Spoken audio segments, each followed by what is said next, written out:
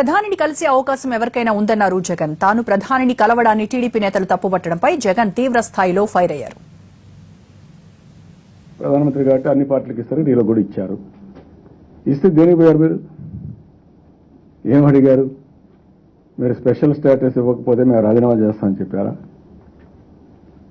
దేనికోసం పోయారు? మీరు చెప్పాలి కదా. 11 గంటల వరకు రహస్యంగా పెట్టుకొని 11 గంటలకు వెళ్ళి నేను ఇప్పుడు వచ్చి వెరిఫై చేస్తే వచ్చిన తర్వాత బయట వచ్చిన తర్వాత చెప్పాడు. అంత రహస్యం ఏంటి?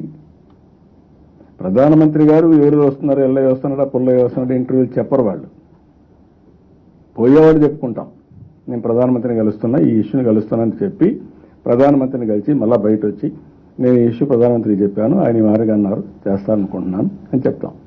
నువ్వు ఎందుకు చెప్పాలి కదా. వచ్చిన తర్వాత ఏం చెప్పావు? అన్కండిషనల్గా సపోర్ట్ చేస్తాను. దట్స్ ఓకే, అది అందరూ సపోర్ట్ చేస్తారు. ఇప్పుడు వీళ్ళకి వేరే మార్గం లేదు కాబట్టి అది వేరే కాదు. కలవడం ప్రతిపక్ష నాయకుడిగా ప్రజల సమస్యలను వివరిస్తూ చెప్పడం తప్ప అని అడుగుతా ఉన్నా. ప్రధానమంత్రి గారు నేను అవును దాదాపుగా గంట సేపు మాట్లాడితే న్యాచురల్ గా అన్ని విషయాలు మాట్లాడతాం.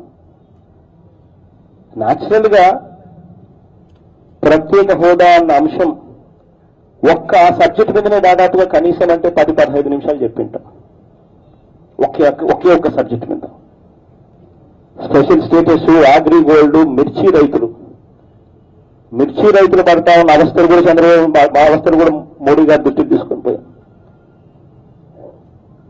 ఇవన్నీ మాట్లాడుతూ న్యాచురల్ గా రాజకీయాలు కూడా మాట్లాడతాం.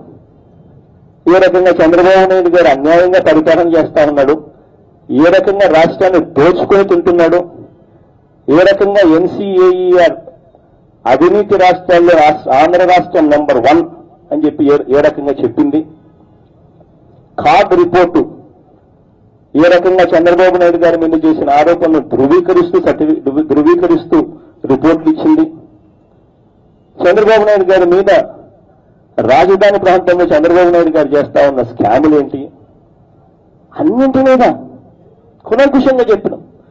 చంద్రబాబు నాయుడు గారు తన రాజకీయ పదవితో ఏ రకంగా తన పదవిని దుర్వినియోగం చేస్తూ, ఏ రకంగా వ్యవస్థలను మేనేజ్ చేస్తూ, ఏ రకంగా పరిపాలన చేస్తా ఉన్నాడు, అన్నింటి మీద కులంకుశంగా ఖచ్చితంగా మాట్లాడుతాం.